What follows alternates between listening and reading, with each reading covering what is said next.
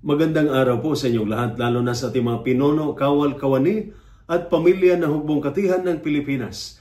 Ako po si Father Dion, isang paring Katoliko ng Military Ordinariate of the Philippines and the Post-Catholic Chaplain ng Headquarters and Headquarters Support Group ng Philippine Army. At ito po ang salita ng Diyos, ang ating gabay. Ngayon po ay Monday, September 29, 2025 at ginugunita po natin ang kapistahan ng ating patron, San Miguel Arcangel.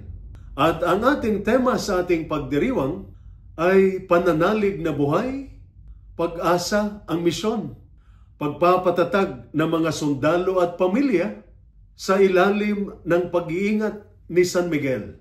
Ngayong ipinagdiriwang natin ang kapistahan ni San Miguel Arcangel, tagapagtanggol ng langit, tagapangalaga ng bayan ng Diyos, at patron ng ating hukbo.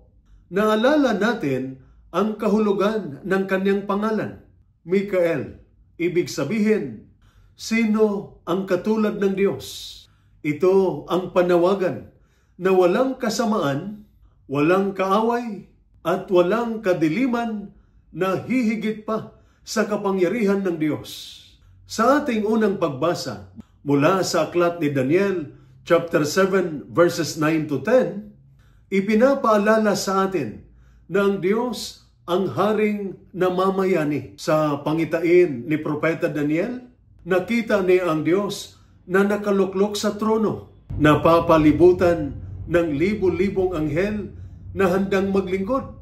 Ang mensahe ay ganito: ang may hawak ng lahat, kahit may kaguluhan, kahit tila malakas ang kasamaan, ang trono ng Diyos ay hindi matitinag.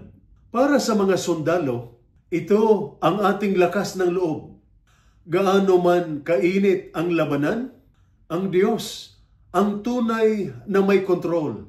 Para sa mga pamilya, ito ang katiyakan.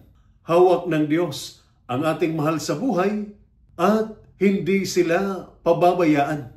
Sa ating ebanghelyo naman, mula sa ebanghelyo ni San Juan, chapter 1, verses 47 to 51, sinabi ni Jesus kay Natanael, makikita mong bukas ang langit at ang mga anghel ng Diyos ay nag-aakyat at nagbabababa sa anak ng tao.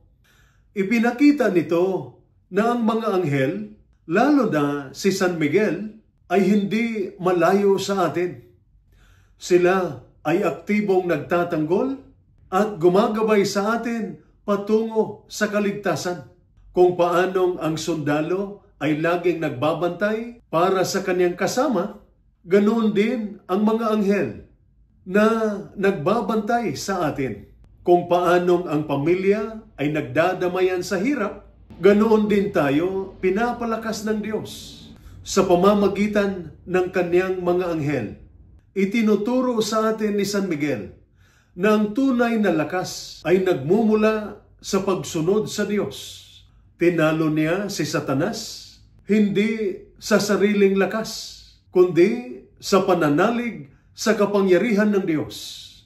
Ang kanyang sigaw, sino ang katulad ng Diyos, ay hindi lamang salita, kundi gawa. Para sa mga sundalo, ang pananalig na buhay ay nakikita sa katapatan sa tungkulin, sa pagiging tapat sa kapwa, at sa lakas ng loob sa gitna ng panganib.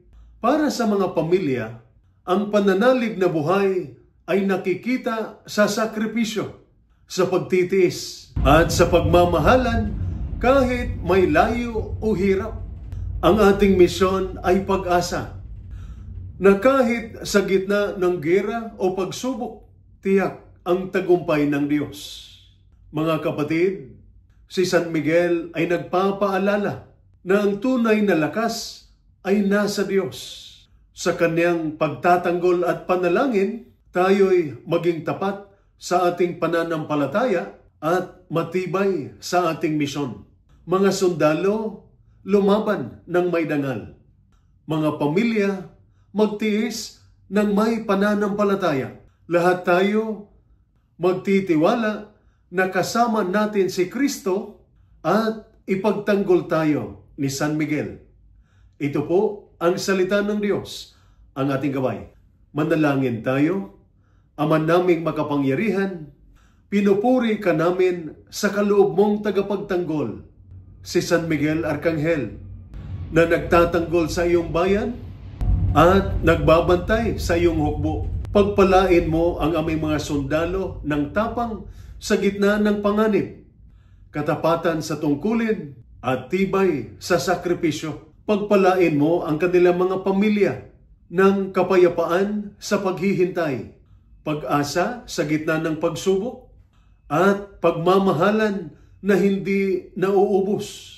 Naway ipagsanggalang kami ni San Miguel laban sa kasamaan at gawing matibay ang aming pananampalataya at pag-asa sa paglilingkod sa pamilya at sa bayan sa pamamagitan ni Kristo na aming Panginoon. Amen. At sumainyo at sa inyong pamilya ang pagpapala ng makapangyarihang Diyos, Ama, Anak at Espiritu Santo. Amen.